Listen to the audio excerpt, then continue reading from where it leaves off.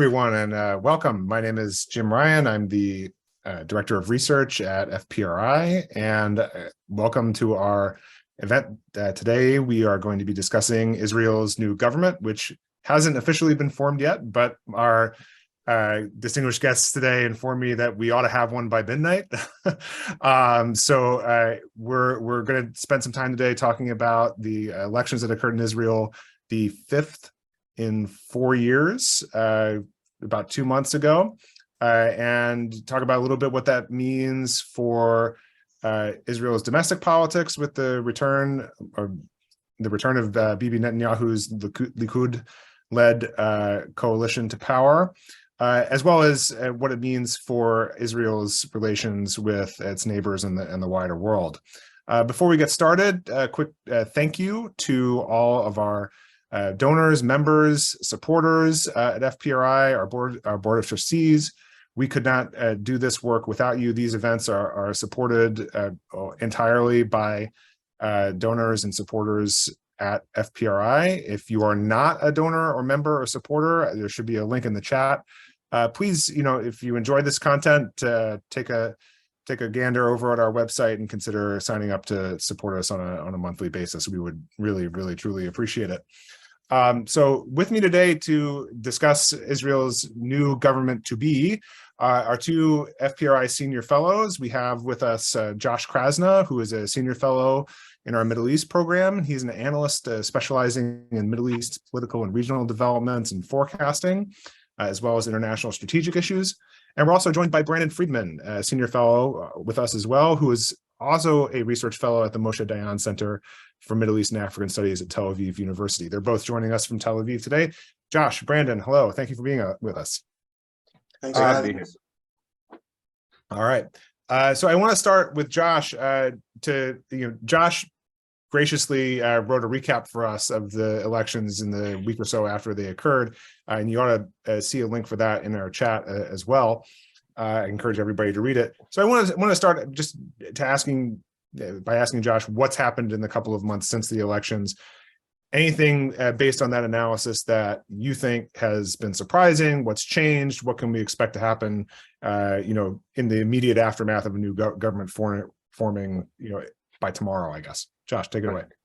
Okay, so I'm just going to give a short state of play of where we are right now. So as Jim, as you stated to him when we began, there's still no government officially, which should have been the easiest ever government to form, will end up taking out the whole period that was given to it. In other words, once there are elections, the president asks the candidate or the candidate who has gotten the most members of Knesset of the elected Knesset to recommend him to form a government. He then has 28 days. If he doesn't have 28 days, the president can give him another 14 days. At the end of 42 days, if he hasn't been able to form a government, new elections. So we are now in day 38. But day 38 is the last day because when the president was asked to extend Netanyahu's term, he actually extended only by 10 days and not by 2 weeks. Because the answer was, you have a government you can form. There's really, the reason, and we'll step in another moment, the reason why the government hasn't been formed yet. And that's your problem. It's not the nation's problem. Figure it out. We don't have to drag out for so long for no reason. So it will end up taking out the whole period. And it must be said, Netanyahu wanted to form the government immediately. Right after the elections, he said, first we'll form the government, and then we'll decide on who gets what goodies. And his coalition partners who have a history with him and know how he is from the past said, no, first we get the goodies and then we form the government, which is really sort of where we are right now. So what we're in right now, and the reason why we are sort of 38 days into this, is we're in what we kind of a pre-government interlude, which is, again, all of the partners have certain laws and appointments that they want. Some of those laws and appointments, I'll discuss them in a minute, require change in legislation. And Bibi said, well, we'll form a government first, then we'll do the change in legislation. They said, no. First, we're changing legislation, and then we'll form the government. Because what they say is if you can't live up to the promises you're making, right, if you don't have the votes, or if, because some of the things are controversial, if you start suddenly trying to push them off, then the way we hold your feet to the fire is, then you're not going to be prime minister, right? It's easier to prevent him from forming the government than to bring down the government afterwards. So what they are doing is passing a series of laws for these partners who didn't trust him otherwise to keep his promises. They're signing the coalition agreements. The coalition agreements make the agendas of each of the partners clear, which sort of is one of the reasons why we sort of have quite a bit of turbulence, including in the New York Times, because once the coalition agreements are published, they sort of have certain aspects that are a little bit different. So there will be a government, and I hate to be the one who brings bad news for perhaps many of our participants who sort of thought maybe there's a hope that in the end this government will form. The government that we are talking about will form. It will take another couple of days. Yeah, we'll take another couple of days because everybody's trying to squeeze out sort of the last thing. And just one more thing. So the partners are a little bit drunk for power. And we see that, right? And they're going a little bit far. And, they sort of put their entire wish list on the table, and Netanyahu agreed to almost all of it. And that has caused, I think, a lot of maybe even a level of buyer's remorse in Israel, right? People didn't think it would be quite this bad. And it's bad in two vectors, and on that I'll add, and then I'll finish it. So the first vector is many issues that have to do with the ultra-Orthodox, because two of the parties that are, and those are issues that have a lot of impact on gender equality, a lot of impact on people's pocketbooks, a lot of impact on the future of the education system in Israel, a future of attempts to help the ultra-Orthodox, the Haredim, enter the workplace, right? So all of these are sort of right up there. And the second set of issues are, of course, issues regarding the territories, Israeli Arabs, which are the other partner, which is religious Zionism. So let's say, I would say that those have a lot of resonance abroad. The first set of issues have a lot of resonance in Israel.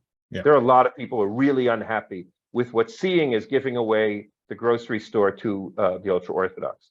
So I'm going to sort of stop there for now, and we can go on if you'd like afterwards. Yeah, it should be said that there's sort of two surprising things looking from the outside in on these elections, and one is, I think, as you've neatly put together, that to see a figure like Bibi Netanyahu, who has been kind of a fixture of Israeli politics for a very long time, seemed to be a very well established leader as a prime minister for a very long time in Israel, be in such a weak position where he can get pushed around in the way that he's been pushed around. And then on the other hand, I mean, to see institutions on this side of the Atlantic voice the level of criticism that they have. I mean, you referenced the New York Times editorial, the editorial board essay that came out, I think, 2 days ago, that was intensely critical of the new government to be. And I mean, when if you're living in a space where the Israeli government has lost the New York Times, has lost Tom Friedman, has lost these people, you're living in a very different universe than the one that we had maybe even when this cycle of elections started 4 years ago. Would you say that's right, Josh? So I'm not a I am a commentator on American politics, or American Jewish politics. So I would say no. Actually, I would say that 4 years ago, or even 2 years ago, right, when President Trump put out his Trump plan, and Prime Minister Netanyahu at the time was talking about annexation, right? You heard a lot of the same voices. In other words, we went through a period of a year and a half where I think a lot of people in Israel and outside of Israel sort of breathed a sigh of relief and said, now we're going to go back to normal, right? Whatever normal is. And then, he's back, right? And he's back on paper. The victory of Likud and the victory of Likud and its camp, because Netanyahu is only very partially Likud. Likud is basically, and we could is a non-player, it's non-existent, right? It has a quarter to Knesset, but it has the people in the Likud have no power, but the Likud camp is now and has been for many years, represents the majority of the voters in Israel. Let's say as a whole. Israel has become a country that is more right-wing, right? I was going to say more conservative, but in fact, these people who we're talking about right now are not conservatives. They're right-wing radicals, right? The word conservative in American politics as well, right? It's become sort of a word that you use, but the people it's used to describe, they're actually not conservatives. Right. So this is actually a very activist kind of right-wing government, but it has the support of at least half the people in Israel, right? And the ultra-Orthodox have support that, but also have their own agenda, which is the agenda that's really coming to the front now, and which is the one that I think in Israel is causing sort of the most, as I said, buyer's remorse or turbulence or people being unhappy. And by the way, I'll just say, has sort of also brought out what I find some really unpleasant sort of, you can't talk about Israel being anti-Semitic, but in Israel, anti-Haredism, right, being against the ultra-Orthodox is like the last acceptable hatred among progressives. And, a lot of things being said about them, which is just, very jarring to me. Yeah, absolutely. And I want to get into this a little bit later in terms of, like, again, just the intense cycle of campaigning and elections that have been going on in Israel over the last 4 years, and what that means for the future of Israeli democracy, especially with an activist government. But before we do that, I want to turn to Brandon and ask about, just on a general level, what these results spell for Israel's regional relations. I mean, both this government and the previous government were dominated by right-wing and nationalist elements of their respective coalitions. Are the relative degrees of difference here between the government that's coming to power, the government that's leaving power, meaningful in terms of the Palestinian question? Can we expect anything different with regards to Iran, or even in the Gulf or the near neighbors? So, Brandon, if you could take a stab at where the foreign policy might depart from where it's been the last 8 months or so. Sure. Thanks, Jim. And my thanks to you and FPRI and Raleigh Flynn and the audience for spending time with us today. It's a pleasure to be here with all of you. I think, Netanyahu has dominated Israeli foreign policy when he's been in power. And I think that we're likely to see a continuity there if and when he gets his coalition in order. I think he is going to play a dominant role in Israel's foreign relations. And I think that he tends to emphasize, not unlike some of the other leaders in our region, a very personal dimension in how he pursues foreign policy. And from that perspective, I think we can expect some interesting dynamics on 4 fronts. First of all, I think first and foremost, Netanyahu's history and relationship with Vladimir Putin is going to be an important issue as Israel tries to get a handle on the new rules of the game in Syria, which is an immensely important issue in terms of Israel's national security. And given the current state of play in Ukraine, I think that relationship is going to be an important one. The second issue is the issue between Prime Minister Netanyahu and President Erdogan in Turkey.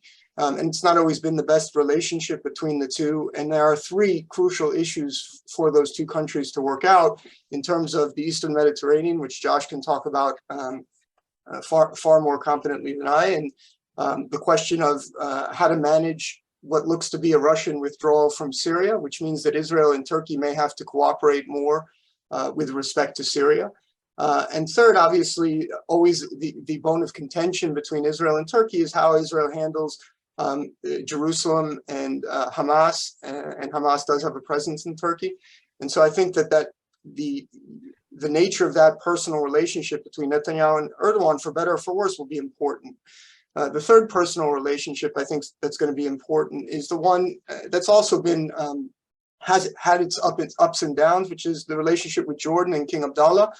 And Israel's relationship with Jordan is going to be crucial to any further success in a variety of new multilateral fora, be it the Negev Fora, which is an attempt with the backing of the US to expand the developments related to the Abraham Accords. And currently Jordan's not in a good place. I mean, they're in day 13 or 14, I think, of protests.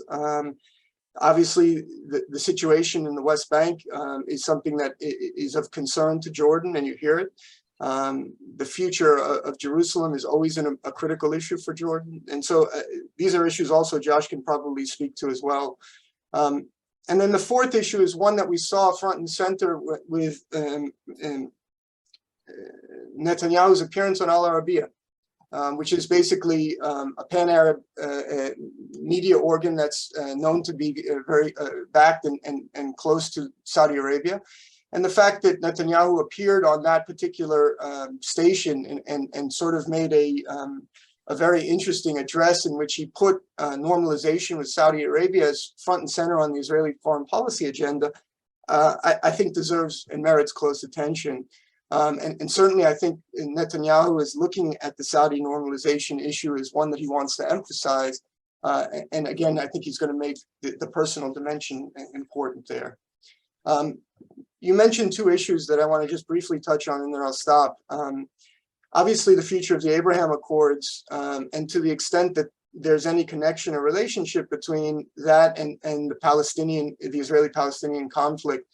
And, you know, the West Bank has basically been slowly escalating the situation there. Following the two terrorist attacks in Jerusalem at the end of November, there was discussion of whether this was we were on the verge of a new intifada. Certainly, the situation is far from stable, and the Palestinian issue will no doubt provide tests to the resilience of the Abraham Accords. Now, it's been tested once already, but the question is, over the long haul, is the situation between Israel and the Palestinians going to erode a lot of the good faith and perhaps people-to-people opportunities that the Abraham Accords held great promise for at the outset? And finally, the last, but certainly not the least important issue with respect to Israel, and before I talk about Iran, I want to say one thing. I'm going to talk about Iran in the framework of a national security issue for Israel, but I just want to say that when you talk about Iran today, I think it's really important to say that the Iranian people need to be front and center.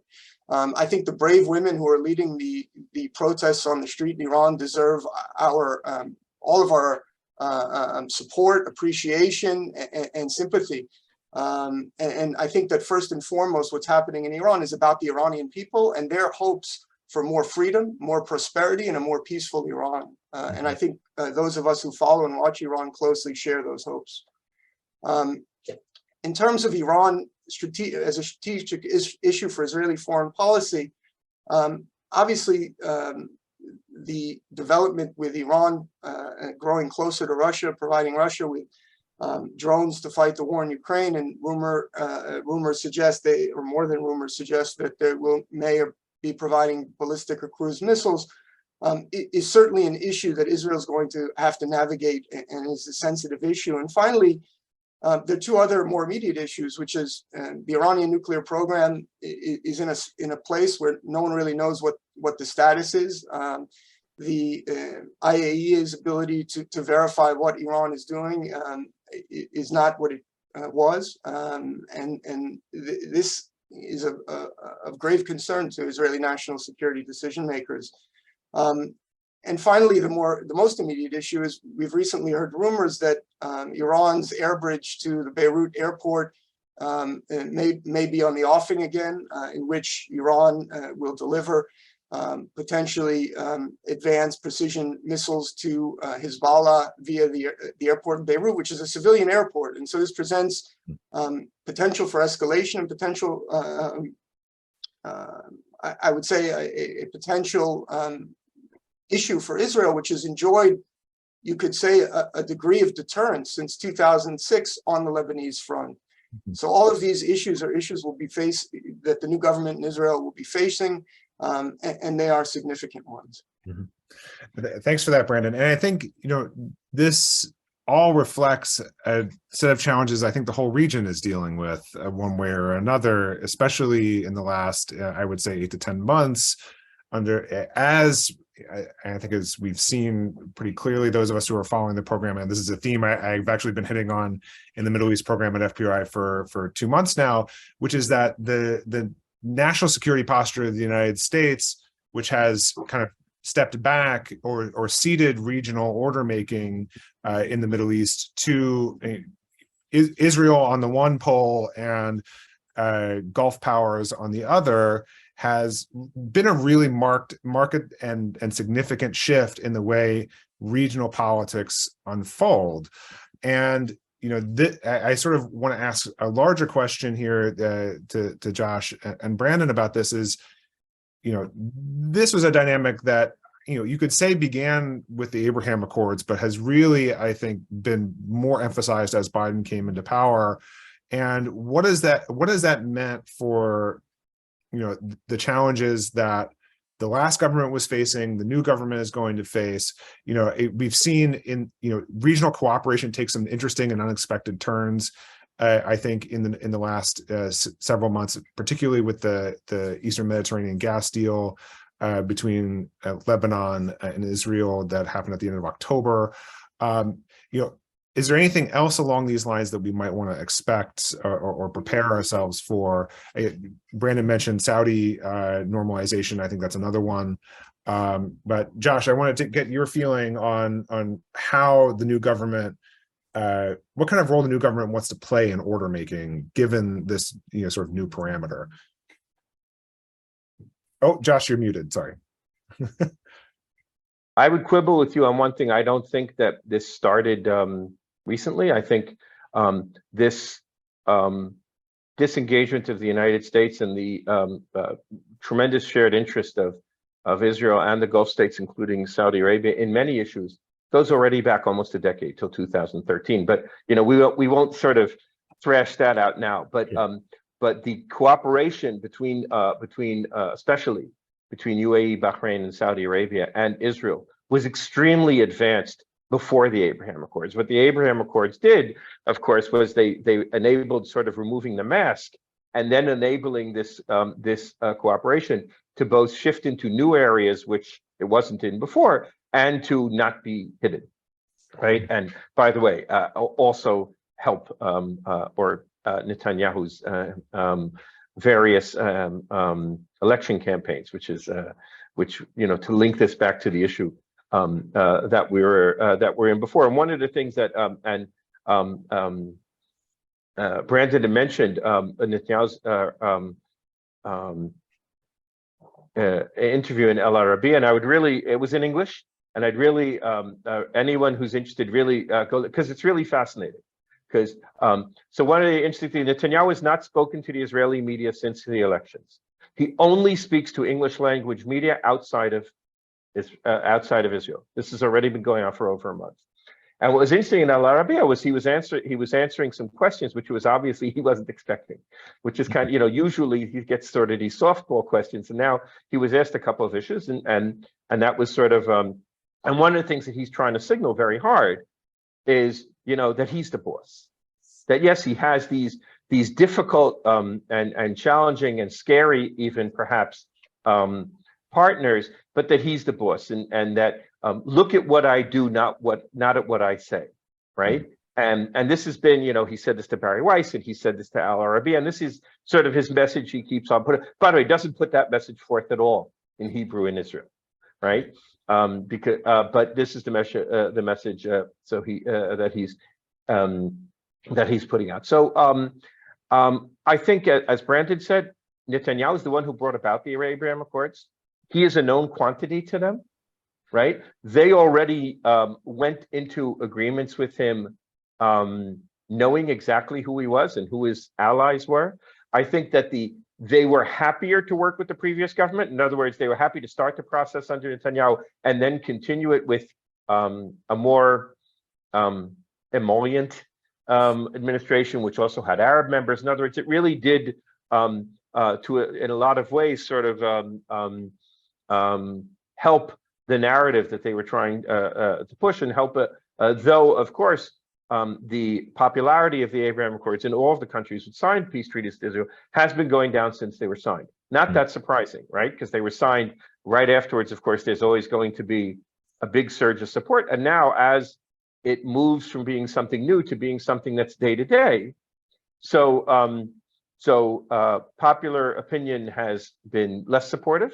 Though in the countries that signed the agreement, that popular opinion is not a major player, right? In the UAE or Bahrain or or Morocco. And I'll just say one last word about Saudi Arabia. Saudi Arabia isn't normalizing with Israel anytime soon, despite what Netanyahu may be hoping for. But that's what I would call formalization normalization, right? Saudi Arabia has done tremendous normalization with Israel in the past 5 years, right? We do things today, things that seem totally normal, right? The fact that Brandon and I will speak occasionally in panels where there's a Saudi, right? The fact that when I fly to the Gulf, I fly over Saudi Arabia, right? These are all things that never could have happened before, right? And the fact that an Israeli leaders can basically meet openly, right? They don't announce it, but they don't deny it, right? Is something that's so that last stage of a Saudi flag flying over Jerusalem or Tel Aviv and an Israeli flag flying in Riyadh is going to take a while, but I think also even Netanyahu understands that that insisting on that could sort of actually be extremely counterproductive. Yeah. Can I make 2 quick points, Jim, in response? Yeah, sure. I was going to turn to you next. Yeah.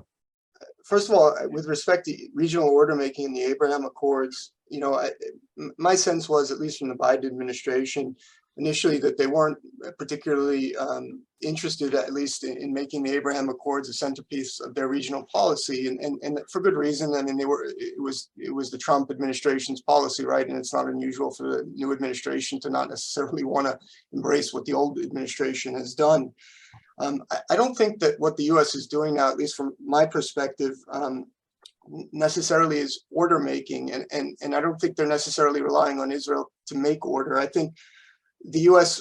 initially wanted to try to bring the war in Yemen to some resolution, try to initiate a kind of Iran-Saudi dialogue, and then get the JCPOA back in play. And I think in each of those 3 areas, the reality has not met the administration's expectations. And so I think what we've seen from the U.S. role behind the scenes, which has been really important, like the Lebanon Maritime Border Agreement that you mentioned, couldn't have happened without the U.S. role, and it was critical. And the U.S. has also been really involved and playing an important role in the N7 or the Negev 4 expansion, of which, by the way, Jordan, we'd love to see Jordan involved, but Jordan's not involved, and that's an issue that deserves some attention. And then, obviously, some of the new multilateral groupings that we're seeing in the region, like I2U2, I think were unexpected to the U.S. to a certain degree. And so I think they reflect not order making, but opportunities and to a certain extent dangers that have emerged in the region. So, for example, the increased Houthi aggression in Yemen, I think took the Biden administration by surprise. The escalation of attacks to the point where Abu Dhabi was coming under fire from Houthi drones has contributed to certain opportunities that Israel has had, particularly the question of potentially building a multi-layered air defense system that includes many of the key players in the Gulf. I mean, just that change, even if nothing comes of it, and I think something will come of it, just the discussions about Israel integrating its air defense and early warning systems and having some say in protecting Arab airspace in the Gulf is an incredible sea change, which we shouldn't take for granted. No, absolutely not. And I take both your points, very well. I mean, obviously there are trends here that have been dramatically accentuated, let's say, in public, particularly in the wake of the war in Ukraine. I mean, this is Russia invading Ukraine somewhat unexpectedly tends to be kind of an order defining moment in so many ways, a priority defining moment in so many ways. And one of the first tasks I had after I came onto this position was to respond to the national security strategy that laid this out, I think, quite clearly, and in which the Biden administration very clearly said that, I read into it that we're not going to necessarily underwrite democratic development or human rights, but we are going to underwrite regional partners willing to keep the peace one way or another. And that's sort of how that's where I'm coming from on a question like that. But just one more question on this foreign policy level, and I think you raise a number of really important points, and then I want to turn back to the domestic before going to the audience. We're coming off of a month Brandon, you just mentioned all of the kind of hard power ways, Israel is starting to integrate itself in the region, in particular with the Gulf. We're coming off of a month of which, despite intense criticism of the World Cup in Qatar, it's a huge soft power win for the Gulf and Gulf power in so many ways. The global media attention, the business attention that the World Cup brought, and the degree to which narratives and stories and problems of Gulf politics, Arab politics, Middle Eastern politics that have been kind of the day-to-day for a very long time are all of a sudden in the global eye has, I think, been a huge really huge benefit, to that region.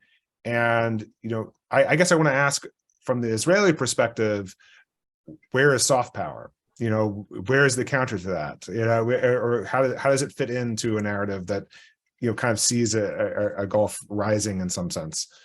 Josh and Brandon, go ahead. Yeah, so I'll start, if you don't mind, Brandon. So I think that actually the World Cup, funnily enough, is an event which shows how far Israel has come in recent years, right?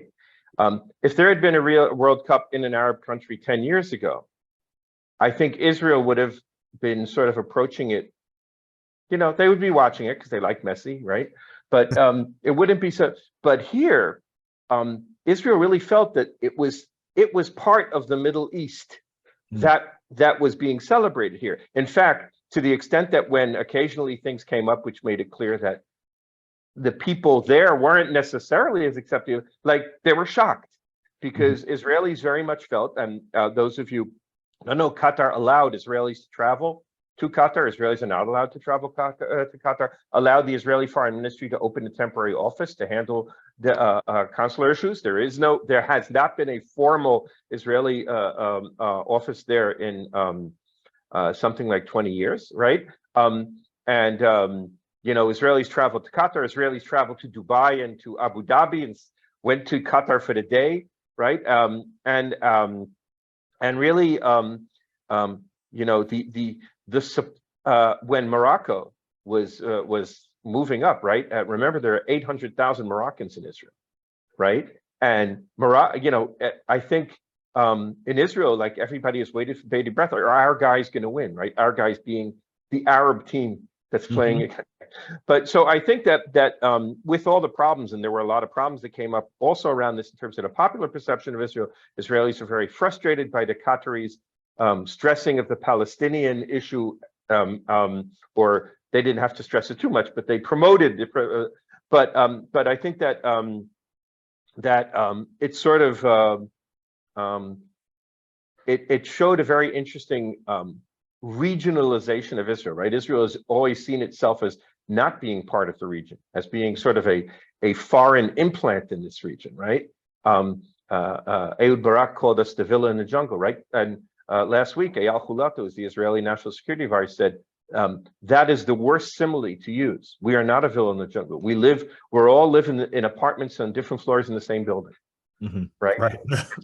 And I think that that at the popular level, you really see that. Perhaps I think the Abraham Accords, of course, are much more popular on the popular level, including, by the way, among Netanyahu voters, right? Than they are in Israel, than they are in the other countries. But that's really only to be expected. So, and Israeli soft power is there, right? Because the Israeli soft power is mostly in high tech. The Israeli soft power, to a certain extent, is in tourism, though. It's mostly in high tech, and it's mostly, as Brandon, you discussed, also in the hard power aspects, right? These governments came to Israel because they're interested in high tech and because they're interested in defense technologies and cooperation, and they're getting all that. Regarding where they are in business, that's perhaps a question that, if we're asked afterwards, they get a little bit more complex. But like everything, 2 years down the road, things don't look quite as promising as they were when they started. Makes sense.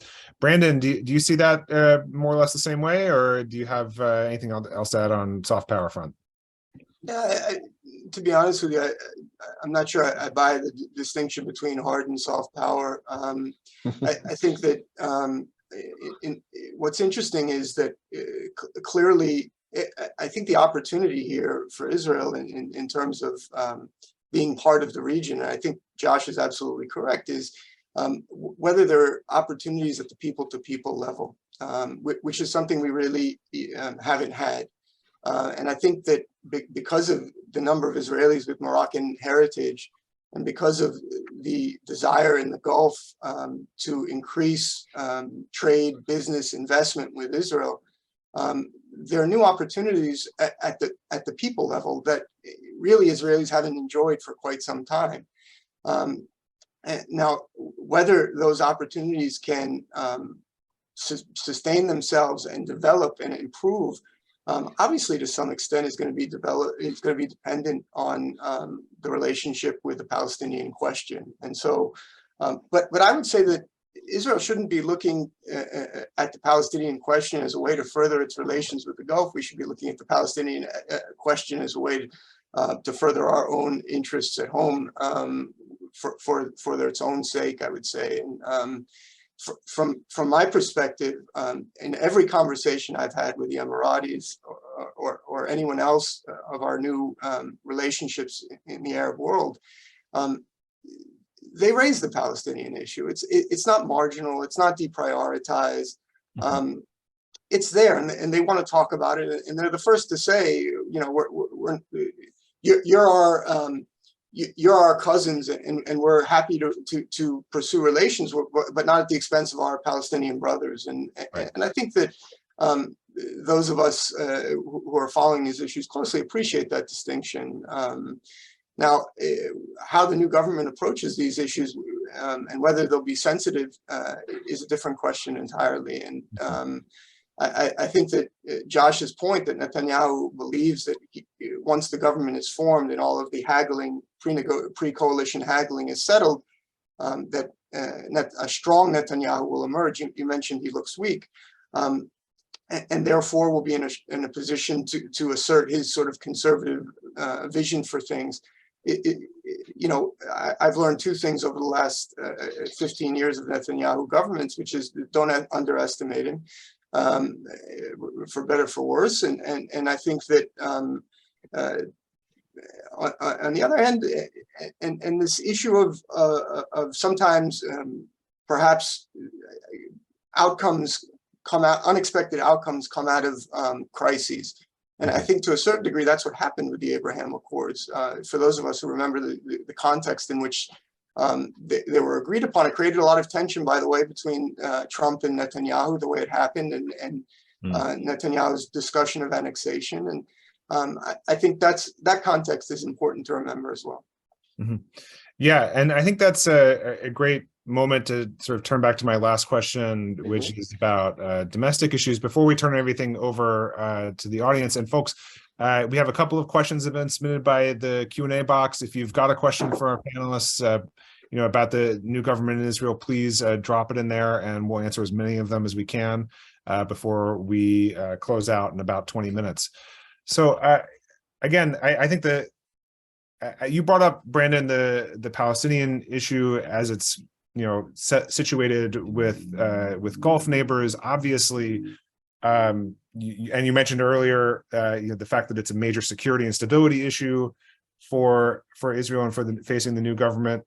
As Josh has said, the Netanyahu government, or Netanyahu himself, is probably the most moderate member of his coalition, and I think, you know, that is saying a lot in terms of how you know, how the Palestinian question might be approached, given how much of a hard line he's drawn on things like settlements, on Hamas, on the, you know, various incursions that we've seen into Gaza over the last several years. It's a Palestinian population that is under a lot of stress because of these policies, and that stress has, I think, translated or at least heightened some of the sort of internal democratic stresses to Israel's government. And so I want to ask, you know, this is, like we said at the beginning, the fifth set of elections in 4 years. And, you know, you've both noted, and especially Josh's piece, that, you know, the incoming government's going to be harsh on human rights issues.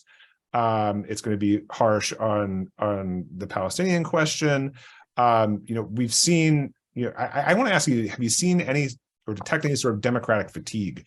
I mean, we've seen liberal leaders, you know, solidify their positions throughout constant campaigning in the region before. Erdogan comes to mind, another embattled leader, and as Brandon pointed out, a important partner in negotiations over Syria and via the Ukraine issue with Russia.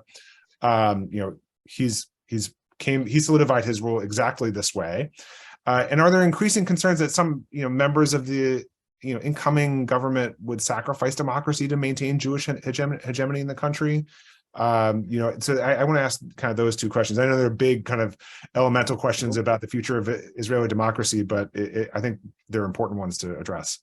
So I'll start, Sure. Brandon, if you don't mind. So I'm a little more worried about the future of American democracy than of Israeli democracy, but we'll put that aside for a moment. But when I say that, I'm not only joking. It's also right. When you look at things from outside, they tend to look a lot worse, right? Mm-hmm. Yes, there are absolutely people in Netanyahu's prospective coalition who are anti-democratic, Mm-hmm. right? By the way, they're not exactly anti-democratic. In 1 second, I'll explain what I mean. But the vast majority of the people there believe in democracy. The question is what democracy they believe in.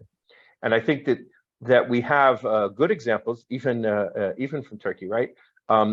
They have a much more, let's say, crude majoritarian view of democracy, right? Mm-hmm. They don't believe as much in checks and balances. Remember, in the United States, checks and balances are sort of viewed, that's what we think democracy is, right? View the rights of the minority and checks and balances. But not every country that defines itself as democracy, right? Not every country that's even defined as democracy necessarily sees this. So there are in Israel, I think, there's a small anti-democratic fringe, and there is an argument which has been going on for many, many years about what democracy means, right? There is certainly the camp that supports Netanyahu is anti-progressive, mm-hmm. right?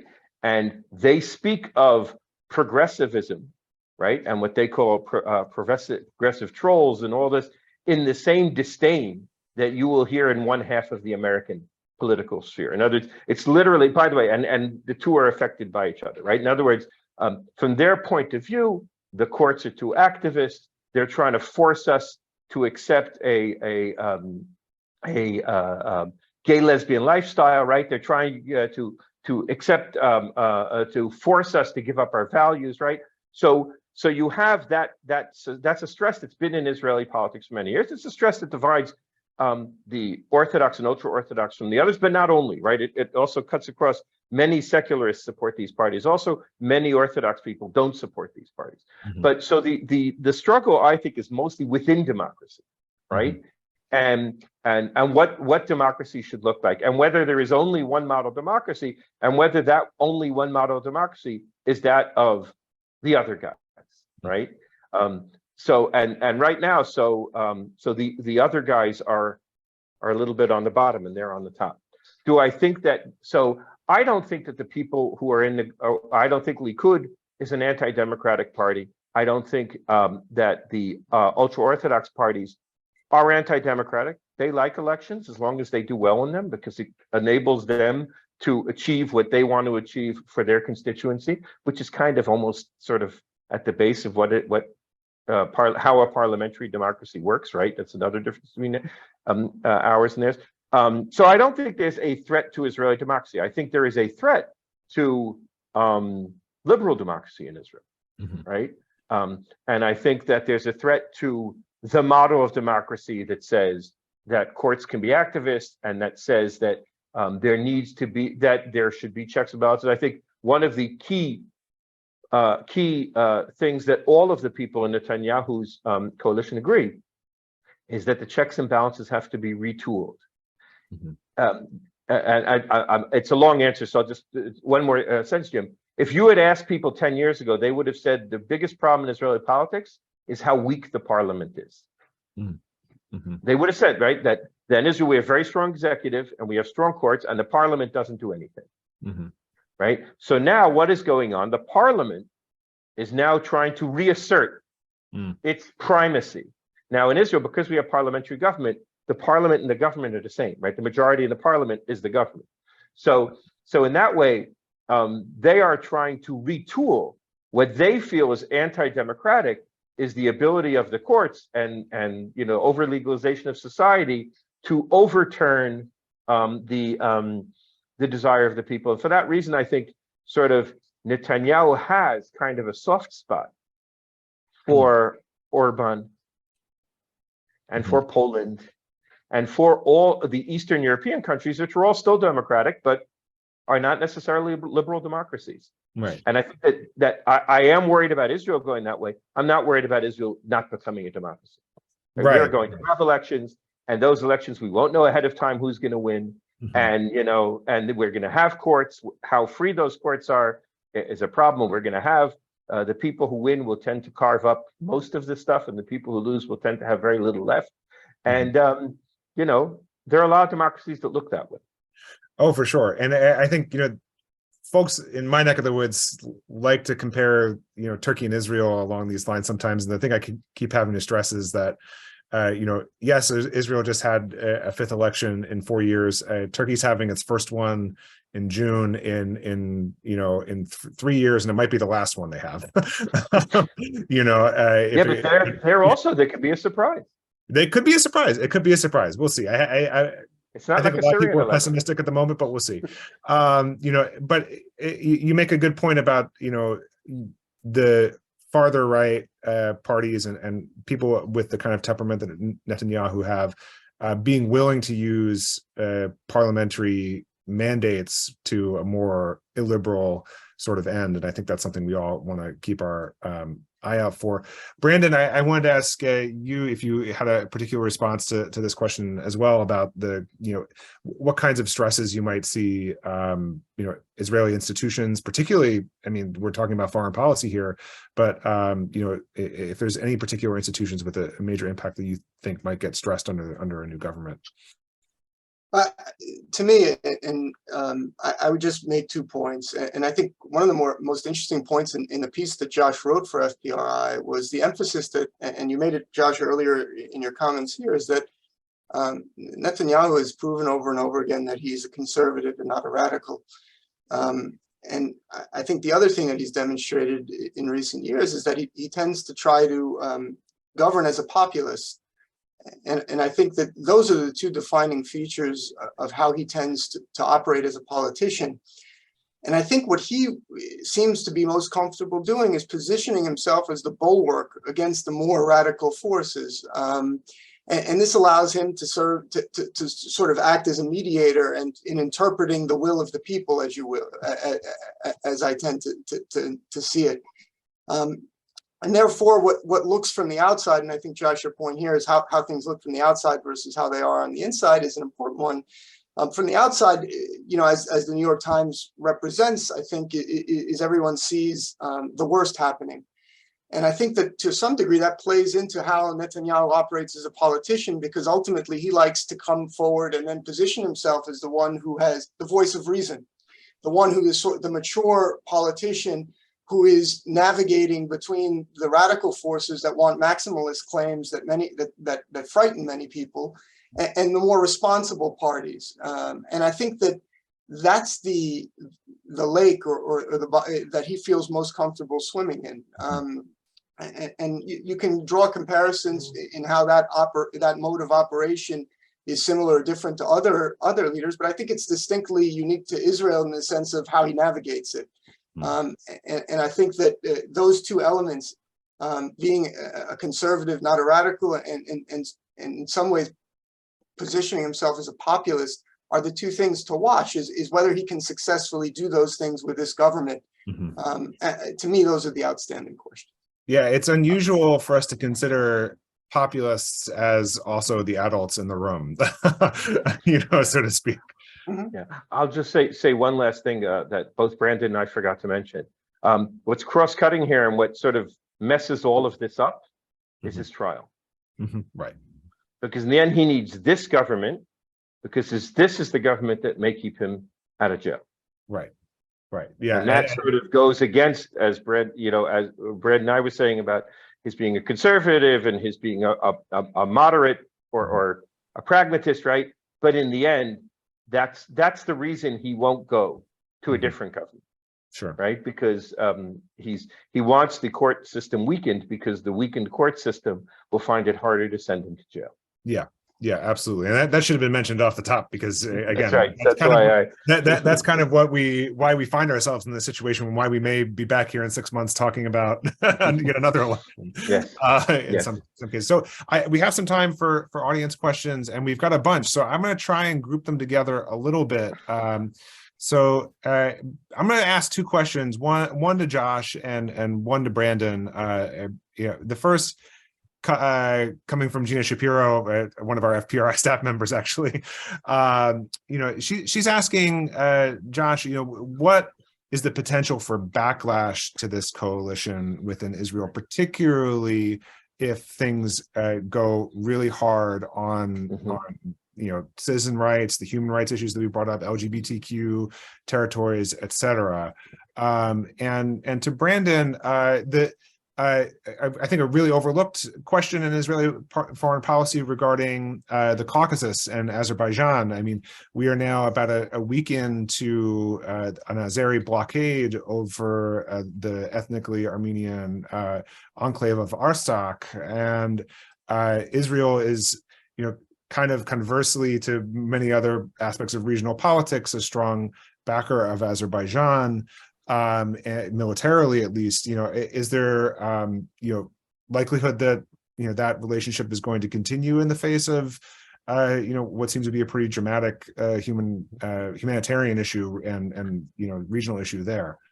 We'll go to Josh first, and then to Brandon. So Gina, first of all, thanks for your great question. I'm going to link it to another question I saw on the list, which has to do with what is the possibility that this isn't going to be the final coalition, that there's going to be a centrist coalition.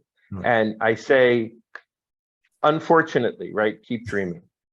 Many Israelis are talking about this sort of being a last-minute rabbit that the magician is going to pull out of his hat, and he's going to dump these people, and he's going to agree to bring a centrist party, and that centrist party on its hand will agree to cancel his trial. Not going to happen, right? What's going on now is that if Netanyahu, by the way, forms such a government, they won't want to go in with him because he's betrayed them before. He betrayed Benny Gantz before. The last time he did the same trick, right? And then if he goes to elections, he will be punished. Netanyahu, will be punished for not going with the natural government that people wanted, right? The people who support him want him to go with this government that's going now. There's going to be a backlash. Netanyahu, by the way, is very careful to always say, as long as I'm prime minister, the rights of LGBT are not going to be harmed. And as long as I'm prime minister, the rights of women aren't going to be harmed. As long as I'm prime minister, the rights of Arab citizens of Israel aren't going to be harmed. Well, so yes or no, right? The question is really this: in Israeli politics, even in Israeli politics, certainly in American politics, there is actually no way for the population to punish the head of a stable coalition. Like I said, there might be buyer's remorse. People who voted Likud might be saying, I voted Likud. I didn't expect there to be a ultra-Orthodox head of party who says half the people will study in yeshiva and half the people will go to the army, right? That's not what they signed up for, but that's what they have now. So I think that backlash that Gina was asking, I think has already started, right? I think there are a lot of people who are worried, a lot of people who I know who are on the right, who sort of are not happy with the real far things out there. Maoz, who's the head of the anti-LGBT Family Values Party, or the push that that religious Zionism is doing in that Jewish Power, which is the right wing of the right wing, right, which is doing. I think there are people very unhappy about those things. I think that the two issues that are going to be the most that are going to make the people the most unhappy are, as I say, the first is the people's personal freedom being limited, right? People are very worried about the Haredi parties, the ultra-Orthodox parties have asked as part of their coalition agreement for services for men and women to be separated in banks and hospitals and stuff like that. Now, I don't think that's going to happen, but that's the kind of thing that's really worrying a lot of people and really not having to do with where they come from politically. And I think the other thing that's been unseemly and that people are unhappy about is the coalition that's about to be formed has been pushing what they call governability, right? But in their thirst for spoils, are taking ministries and cutting them into 3 or 4 or 5 different pieces. right? You have ministers who he's the minister for half of this office and half of this office and a third of this office. And people find that not only unseemly, but they say, well, you know, if what you were pushing for was greater governability, how does this promote governability when you have, for instance, there are going to be at least 3, I think 4 ministries, Brandon, who have 2 ministers, right? Who have a minister from Likud and next to them, a minister from one of the coalition parties. Or a minister and a deputy minister who has sole responsibilities for certain functions, right? So I think people are unhappy about that. What that becomes, it's very difficult to translate that into political action, right? Because the people who are already in the Knesset have every interest in remaining in the Knesset, right? The people who are in the opposition would be happy to be out of the opposition, but they are right now, you know, in the minority, and therefore the government is pushing through all these. The impending coalition is pushing through all sorts of strange laws right now. In the past few hours through the Knesset, which would never pass, except that they have a supermajority, which is willing to give up governability for sectoral interests and for personal interests. So I don't really see the possibility of there being an alternative government forming to this one.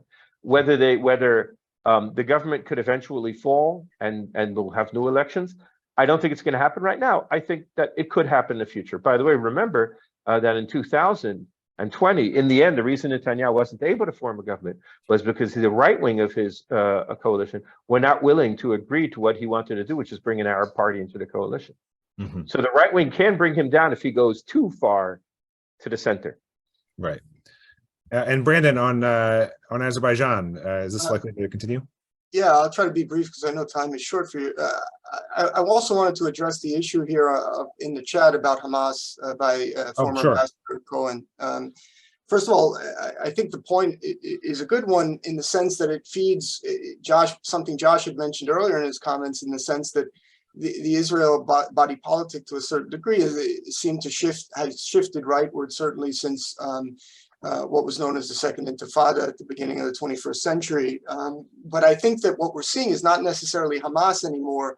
So, for example, this year, the challenges in the West Bank are coming from groups that claim to be independent of Hamas, based in Jenin and Nablus.